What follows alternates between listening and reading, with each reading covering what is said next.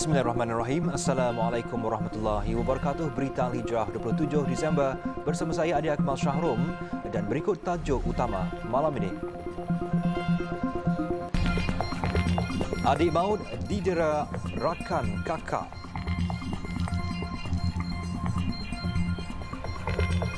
Juga tawar darjah kebesaran palsu, dua kaki tangan SUK Pahang ditahan.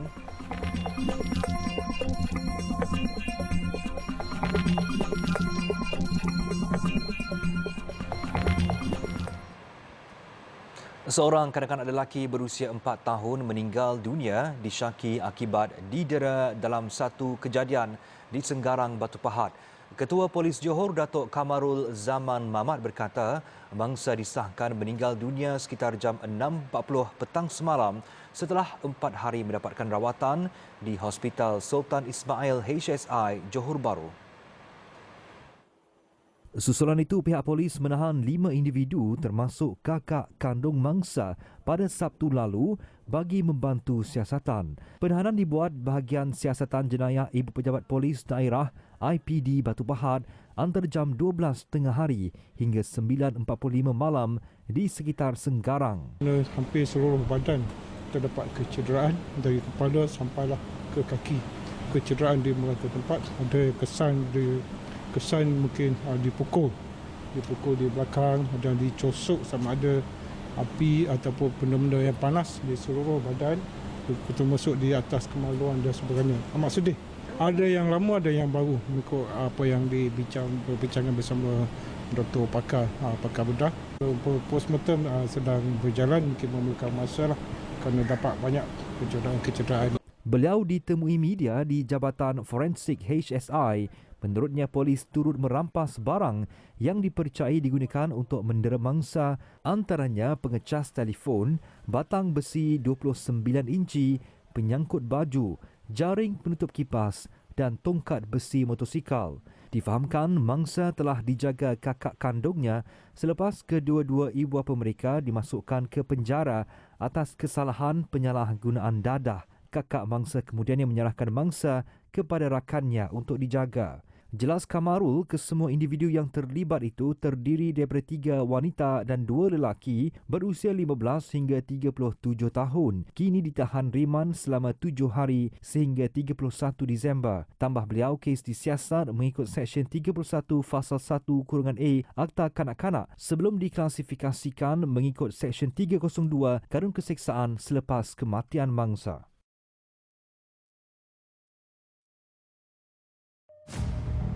Dan berikut kronologi kematian kanak-kanak berkenaan. Polis menerima laporan daripada seorang lelaki tempatan berusia 23 tahun memaklumkan mangsa pengsan di rumahnya dan dibawa ke klinik untuk rawatan pada jam 6.45 petang 23 Disember 2022. Mangsa kemudian dikejarkan ke Hospital Sultan Ismail bagi mendapatkan rawatan. Bagaimanapun pada 26 Disember 6.40 petang, kanak-kanak tersebut disahkan meninggal dunia selepas menjalani rawatan selama 4 hari. Ketua Polis Johor Datuk Kamarul Zaman Mamat berkata kanak-kanak itu dijaga kakaknya yang berusia 19 tahun selepas ibu bapa mereka dimasukkan ke penjara akibat kesalahan dadah. Mangsa kemudian diserahkan kepada rakan kakaknya untuk dijaga. Sehari selepas kanak-kanak itu dimasukkan ke hospital, 2 lelaki dan 3 wanita termasuk kakak kanak-kanak dan suaminya itu ditahan untuk siasatan lanjut di antara 12 tengah hari hingga 9.45 malam. Hasil siasatan, polis merampas barang yang disyaki digunakan untuk mendera mangsa di sebuah rumah di Senggarang. Antaranya pengecas telefon, sarung bantal, cadar, batang besi berukuran 29 inci, penyangkut baju, jaring penutup kipas dan batang besi penungkat motosikal. Kesemua yang terbabit direman selama 7 hari sehingga 31 Disember. Terdahulu kes disiasat mengikut Seksyen 31 Fasal 1-A Akta Kanak-Kanak sebelum diklasifikasikan mengikut Seksyen 302 Kanun Keseksaan selepas kematian mangsa.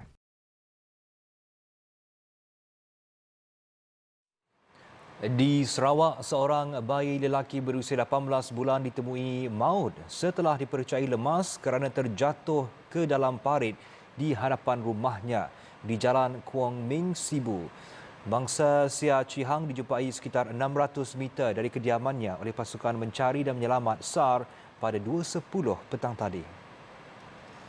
Menurut jurucakap Pusat Gerakan Operasi PGO Jabatan Bomba dan Penyelamat Malaysia JBPM Sarawak, pihaknya menerima laporan pada jam 1.24 tengah hari dan anggota dari Balai Bomba dan Penyelamat Sungai Merah dikerahkan ke lokasi kejadian. Pada jam 2.10 petang, mangsa ditemukan dalam keadaan tidak sedarkan diri di dalam parit dianggarkan sedalam 2 ke 3 meter oleh pasukan SAR. Mangsa disahkan meninggal dunia oleh pasukan perubatan yang tiba di lokasi kejadian. Mangsa diserahkan kepada pihak polis untuk tindakan susulan dan operasi SAR ditamatkan pada jam 4.23 petang tadi. Seorang guru agama maut dalam kemalangan di kilometer 91.8 Lebuh Raya Utara Selatan Pelas arah selatan hari ini. Ketua Polis Daerah Kuala Muda Asisten Komisioner Zaidi Cik Hassan berkata, mangsa Muhammad Nasuha Mustafa 34 tahun berasal dari Kampung Alor Melintang, Mukim Gunung, Alor Star. Beliau berkata dalam kejadian jam 8.35 pagi itu, mangsa yang juga guru agama di Sekolah Menengah Kebangsaan Agama SMKA Kedah menunggang motosikal bersendirian bergerak dari arah utara menghala ke selatan. Katanya kemalangan dipercayai berlaku apabila motosikal mangsa yang berada di lorong kecemasan hilang kawalan lalu terlanggar penghadang besi di sebelah kiri jalan. Akibat pelanggaran itu, mangsa maut di tempat kejadian selepas mengalami kecederaan parah di kepala. Zaidi memaklumkan jasad mangsa dihantar ke bahagian forensik Hospital Sultan Abdul Halim Sungai Petani untuk ujian COVID-19 dan bedah siasat. Kes disiasat mengikut Seksyen 41 Fasal 1 Akta Pengangkutan Jalan APJ 1987. Aliran trafik lebuh raya Kuala Lumpur Karak KLK arah Ibu Negara perlahan lebih 8 km. Ekoran berlaku kemalangan membebitkan 5 motosikal berkuasa tinggi di kilometer 26.5. Menurut Pengurus Besar Kanan Aneh Berhad Razimah Muhammad Razi, kemalangan berlaku kira-kira jam 1.45 tengah hari tadi yang menyebabkan lorong laju di lebuh raya terhalang. Setakat jam 2.30 petang tadi, lorong laju masih ditutup. Trafik agak perlahan sepanjang 8.5 km dari kilometer 35 Genting Sempah Gombak hingga ke lokasi kemalangan. Kelima-lima penunggang motosikal terbabit dilaporkan mengalami kecederaan parah dan dalam perkembangan terkini, lorong kiri dan tengah sudah dibuka untuk pengguna. Terdahulu, beberapa rakaman video dashcam tular di media sosial menunjukkan sekumpulan motor berkuasa besar beraksi di lebuh raya berkenaan sebelum kemalangan berlaku.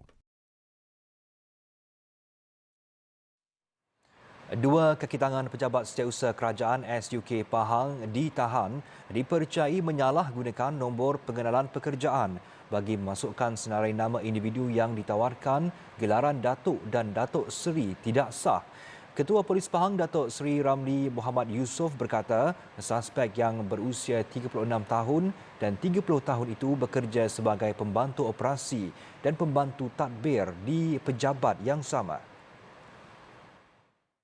Siasatan lanjut mendapati bahawa kedua-dua subjek ini telah menyalahgunakan nombor pengenalan atau ID number mereka yang dibekalkan untuk memasukkan akses ke dalam laman sistem pengurusan darjah kebesaran dan pingat negeri Pahang dan membuat pengubahsuaian tanpa kuasa kandungan laman sistem pengurusan darjah kebesaran dan pingat negeri Pahang. Menurutnya, kedua-dua suspek didakwa mengakses laman sistem pengurusan darjah kebesaran dan pingat negeri Pahang bagi tujuan mendaftar nama-nama individu yang tidak sah sebagai penerima pingat. Perkara tersebut terbongkar selepas seorang kaki tangan dari pejabat yang sama menerima panggilan telefon pada 12 Oktober lalu daripada pihak bahagian istiadat Pejabat Perdana Menteri bagi mengesahkan butiran seorang individu yang ingin memasukkan namanya di dalam sistem rekod pingat dan darjah kebesaran. Hasil semakan mendapati berlaku pertindihan rekod apabila nama individu tersebut tiada dalam senarai induk di Pejabat Bahagian Istiadat dan Pengurusan Majlis Rasmi SUK Pahang. Terdapat 29 nama individu dan butiran peribadi individu telah dimasukkan ke dalam sistem tersebut bagi tujuan menerima darjah kebesaran negeri Pahang membawa gelaran Datuk dan Datuk Seri. Menurut Datuk Seri Ramli, bayaran sekitar 80 hingga RM150,000 ditetapkan bagi individu yang ingin mendapatkan gelaran terbabit. Kes diklasifikasikan di bawah Seksyen 4 Fasal 1 Akta Jenayah Komputer 1997 Akta 568, manakala kedua-dua suspek dituduh di bawah Seksyen 5 Fasal 1 dan boleh dihukum di bawah Seksyen 5 Fasal 4 Akta yang sama.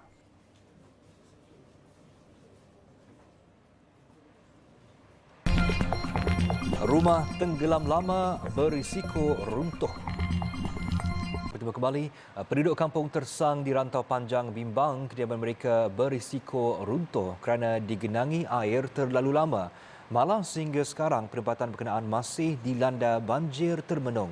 Tinjauan kru TV Al-Hijrah ke penempatan terbabit hari ini mendapati ada kawasan halaman rumah yang masih ditenggelami banjir separas 0.4 meter dengan warna air kegelapan dan mengeluarkan bau kurang menyenangkan. Penduduk Zulkafli Muhammad 60 tahun berkata mereka tidak senang duduk memikirkan keadaan rumah selain terpaksa berhadapan dengan risiko penyakit bawaan air memandangkan situasi banjir terbenung ketika ini. Katanya rumah di kawasan tersebut digenangi air sudah lebih 2 minggu kerana air banjir tidak dapat mengalir ke Sungai Lancang yang terletak berdekatan kampung tersebut kerana terhalang oleh benteng yang dibina menerusi projek pembangunan lembangan sungai bersepadu PLSB Sungai Golok. Belum ni bukan tak ada banjir. Cuma setahun sekali lah. Tapi banjir pun tidak kata pindah-randah lah. Tu. Tapi tidak termenung sebelum. Tidak termenung. Sebab dia aliran air tu boleh jatuh ke sungai sebelah tu. Sungai Laceh dia panggil. Jadi lo ni air sekat. Air lo ni sekat lah. Dia tak boleh nak pergi. Tapi itu jadi macam kata tasik lah. Dia tak boleh nak pergi. Kalau cepat kering pun memandaikan atas ni lah. Atas keadaan cuaca. Kalau dia panas tu, serapan air tu daripada bumi tu ya boleh jadi. Untuk nak mengalir tu memang tak boleh. Tak ada jalan lah. Pendapat sama dikongsi oleh Norizan Cik Soh, 54 tahun yang berkata penempatan mereka dilanda banjir besar selepas pembinaan projek PLSB Sungai Golok berdekatan kawasan terbabit. Menurutnya, jika sebelum ini sekiranya banjir, rumahnya hanya akan dinika air dalam tempoh yang singkat. Namun sekarang, kawasan rumahnya akan digenangi air dalam tempoh yang lama sehingga 3 minggu. Kalau boleh tak usah lah betul ni. Muka kak duduk 54 tahun dah sini. Biasa dah lah sekat lutut, sekat boho, sekat beti atas rumah tu biasa. Kalih boleh kata kalih dah lah. Tapi kak, dah ada betul kak, tak boleh nak royak gapo dah lah ni. Gitu lah boleh royaknya. Air termenung sama. Belum ada betul tak termenung. Tak ada, kalau tak ada betul tak termenung. Dia naik semalam atas rumah, dia pergi selalu. Tambahnya ada juga penduduk kampung yang mengalami masalah kegatalan kulit akibat terpaksa mengharungi air banjir setiap kali ingin keluar atau pulang ke rumah. Sementara itu bagi Nek Muhammad Nur Cik Man, 31 tahun dari kampung Gual Tok Deh, banjir kali ini merupakan yang paling teruk melanda kampung tersebut sejak lebih 30 tahun lalu. Rumahnya ditenggelami air separas 2 meter hampir 2 minggu sebelum air berunsur surut sejak Jumaat lalu apabila cuaca kembali cerah dan hujan berhenti. Banjir sini, mana tahun ni baru start naik lah. Mana start daripada bulan 2. So mana bulan 2 tak teruk macam gini. Dia bulan 2 ni ada barang lagi hok boleh pakar lah. Tapi banjir kali ni memang teruk sikit lah. Mana teruk sikit barang-barang dalam rumah. Mana mari-mari semua tak boleh pakar belakang lah. So mana banjir kita hidup sini pun 30 tahun tak ada naik air lagi. Tak ada naik air lagi. Start tahun ni lah baru naik air. So naik air memang paruk lah. Memang paruk. Menyusahkan orang kita lah. Timbalan Perdana Menteri Datuk Seri Dr. Ahmad Zahid Hamidi ketika meninjau keadaan banjir di Kelantan pada 15 Disember lalu mengumumkan peruntukan 12 juta ringgit untuk menyediakan 6 unit pam bergerak berkuasa tinggi bagi mengatasi banjir termenung di jajahan Pasir Mas. Beliau berkata peruntukan segera itu adalah langkah jangka pendek menangani banjir termenung yang sering berlaku di jajahan tersebut khususnya di Rantau Panjang. Ikut pendapatan individu berbanding penggunaan kuasa kuda kenderaan, itu pandangan kebanyakan rakyat yang ditemui kru Berita Al-Hijrah ketika ditanya mengenai pelaksanaan subsidi bersasar RON 95. Jelas mereka kaedah itu dilihat lebih menguntungkan rakyat, namun kaedahnya perlu diteliti secara mendalam. Laporan lanjut bersama wartawan Zari Sufia Zaharuddin. Ketika ditemui, rata-rata orang ramai tidak bersetuju dengan pelaksanaan data daripada JPJ itu kerana ia dianggap tidak adil kepada pemilik kenderaan terpakai yang menggunakan sisi besar. Manakala kenderaan baru ketika ini ada yang sisi kecil. Ada yang tidak mampu membeli kereta baru namun bimbang akan terkesan dengan subsidi itu nanti. Patutnya kita tengok pendapatan seseorang lah. Jangan tengok pada sisi kenderaan lah. Kalau sisi kenderaan, bukan semua orang mampu beli kereta yang jenis baru kan. Kalau pendapatan, kat situ kita boleh tahu yang mana pendapatan lebih, mana yang pendapatan kurang. Pada saya tak bersetuju lah. Sebab pada pendapat saya, baiklah dia ikut pada pendapatan seorang tu. So kalau macam dia tu golongan yang macam B40, so lagi baik kalau dia dapat lagi tinggi lah subsidi tu. So sebab sekarang ada setengah orang dia pakai kenderaan tu sisi tinggi tapi kereta tu macam second hand kan. So tahun-tahun lama. So sisi tu tinggi tapi pendapatan dia rendah. Kalau saya cakap lah kenapa saya kurang setuju, sebab kalau nak beri subsidi, fokusnya pada rakyat, bukan kepada penggunaan kereta itu sendiri. Memanglah penggunaan kereta itu pada rakyat, pada saya lah. Dan macam yang disebutkan, subsidi semestinya untuk golongan yang kurang berkemampuan, seperti golongan B40. Jadi kalau nak beri bantuan, bagilah bantuan sepatutnya kepada yang perlu. Tak adil lah bagi semua pihak. Okay, kita lebih bersasar lah. Okay, kita bagi pada yang tidak mampu, B40 dan mungkin M40 juga kita mungkin tak pasti dia mampu atau tidak. Mungkin ada keluarga yang ramai, okay?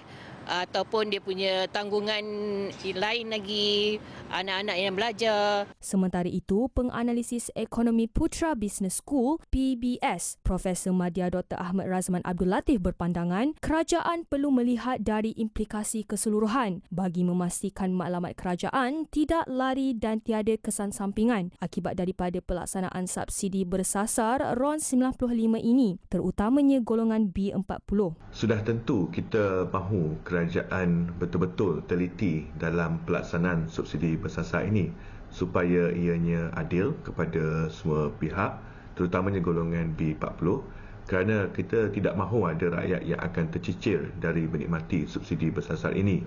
Tidak semestinya dari pengkalan data JPJ semata-mata, tetapi mungkin dari pengkalan data bantuan sara hidup dan juga LHDN, Lembaga Sidaran Negeri, supaya selain daripada melihat sisi kenderaan, kita juga dapat melihat pendapatan isi rumah tersebut sama ada B40 ataupun M40, dan ini akan memastikan bahawa subsidi bersasar ini benar-benar mampu membantu mereka yang berpendapatan rendah.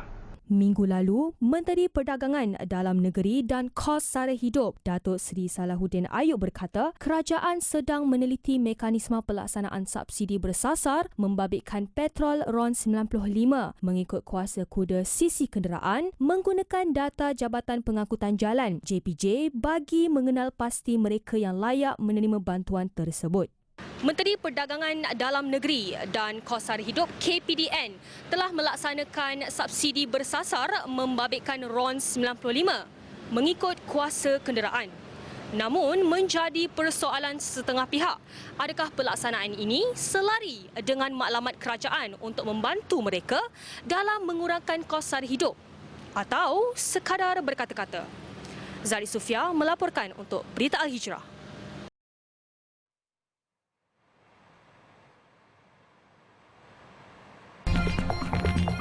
Kereta jatuh laut tak sempat masuk feri. Bertemu kembali, Presiden Amerika Syarikat Joe Biden meriluskan bantuan persekutuan untuk New York selepas ribut salji meragut hampir 50 nyawa, termasuk 27 kematian di Buffalo. Kru kecemasan di New York semalam bertungkus lumus menyelamatkan penduduk yang terperangkap daripada apa digambarkan pihak berkuasa ribut salji terburuk abad ini. Ia susulan ribut salji tanpa henti itu mengakibatkan 27 maut selain menjejaskan perjalanan pada perayaan Christmas. Ribut salji terus membadai di bahagian timur laut Amerika Syarikat berikutan cuaca melampau yang mencengkam negara itu selama beberapa hari menyebabkan bekalan elektrik terputus, kelewatan perjalanan dan kematian di 9 negeri. Di New York, pihak berkuasa menggambarkan keadaan sangat teruk, terutama di Buffalo dengan ketiadaan bekalan elektrik berjam-jam. Mayat ditemui beku di dalam kenderaan dan di bawah tebing salji. Kaki tangan kecemasan terpaksa memeriksa dari satu ke satu kereta bagi mencari lebih ramai pemandu sama ada hidup atau mati. Ribut salji yang buruk, cuaca sejuk dan angin serta suhu di bawah sifar memaksa pembatalan lebih 15,000 penerbangan Amerika dalam beberapa hari kebelakangan ini. Sekurang-kurangnya 2,600 kes berlaku semalam. Berdasarkan ramalan ribut salji, kebanyakan kawasan sekitar Buffalo tidak dapat dilalui dan beliau mengulangi gesaan hocul supaya penduduk tidak keluar ke mana-mana. Cuaca melampau itu menyebabkan suhu di bawah paras beku di semua 48 negeri di AS pada hujung minggu termasuk di Texas sepanjang sempadan Mexico di mana beberapa pendatang yang baru tiba bergelut untuk mencari perlindungan. Di Indonesia, sepasang suami isteri berdepan detik mencemaskan apabila kereta yang mereka naiki terjatuh ke dalam laut ketika ingin memasuki feri kenderaan di Dermaga 2, Pelabuhan Merak. Ketika kejadian, pasangan suami isteri tersebut iaitu Yunianto Pramono dan Natasha Rosa yang berasal dari Depok dalam perjalanan ke Palembang. Pasangan itu menerima rawatan di hospital selepas diselamatkan pasukan penyelamat dan dilaporkan dalam keadaan stabil. PT ASDP Indonesia Ferry selaku pengendali pelabuhan diminta bertanggungjawab terhadap insiden terbabit. Syarikat tersebut harus membayar ganti rugi dan menanggung kos rawatan pasangan suami isteri berkenaan berhubung kejadian yang berlaku. Syarikat berkenaan diminta menilai semula dan membaiki mana-mana sistem serta perkhidmatan yang sudah uzur agar insiden serupa tidak berulang. Berdasarkan rakaman kamera litar tertutup ketika kenderaan mangsa ingin memasuki feri tersebut, tali yang menahan pengangkutan air berkenaan tertanggal sehingga menyebabkannya bergerak, lalu kenderaan terbabit terjunam ke dalam laut. Korea Selatan melaporkan kes pertama jangkitan Naegleria fowleri yang biasanya dirujuk sebagai ameba pemakan otak. Agensi Kawalan dan Pencegahan Penyakit Korea KDCA mengesahkan kematian warga tempatan berusia lingkungan 50-an itu selepas mangsa kembali dari Thailand 10 Disember lalu selepas menetap selama 4 bulan di negara terbabit. Lelaki itu dipercayai meninggal dunia selepas dijangkiti Naegleria fowleri yang merosakkan otak, dimasukkan ke hospital sehari selepas kepulangannya dan meninggal dunia pada Selasa lalu. Naegleria fowleri adalah organisma sel tunggal yang hidup biasa ditemui di tasik air tawar yang hangat, sungai, terusan dan kolam di seluruh dunia. Ameba disedut melalui hidung, bergerak ke otak dan memusnahkan tisu otak. Jangkitan daripada individu kepada individu lain adalah rendah, tetapi penduduk dinasihat mengelak diri daripada berenang di kawasan di mana penyakit itu sudah merebak. Sekurang-kurangnya 200 pelarian Rohingya menerima rawatan selepas bot yang membawa mereka tiba di perairan Aceh, pendaratan keempat seumpamanya dalam tempoh beberapa bulan lalu. Setiap tahun, beribu-ribu etnik Rohingya yang ditindas teruk di Myanmar mempertaruhkan nyawa mereka dalam perjalanan berisiko untuk sampai ke Malaysia atau Indonesia. Kapal kayu itu tiba kira-kira 5.30 petang waktu tempatan di sebuah pantai di wilayah paling barat Aceh. Ada yang kelihatan sangat lemah dan kurus dan dirawat kaki tangan perubatan. Malah ada yang mengalami dehidrasi teruk termasuk beberapa kanak-kanak muntah. Butiran mengenai tempoh dan syarat perjalanan mereka belum diperoleh tetapi salah seorang daripada mereka mengakui berlepas dari Bangladesh. Dalam beberapa tahun kebelakangan ini, beberapa nelayan Aceh membantu bot Rohingya mendarat tetapi bot terbaru terdampar di darat dengan sendiri kerana nelayan semakin keberatan untuk membantu. Pendaratan bot Isnin lalu di Aceh berlaku sehari selepas sebuah lagi kapal yang membawa 57 pelarian Rohingya mendarat di wilayah itu. Sekian berita Al-Hijrah. Jangan lupa kami turut berada di pelbagai platform media sosial seperti Facebook, Twitter, YouTube, Instagram dan TikTok. Juga layari alhijrahnews.com untuk lagi kupasan mendalam berita dalam dan luar negara serta artikel eksklusif. Saya Adi Akmal Syahrum. Assalamualaikum dan selamat malam.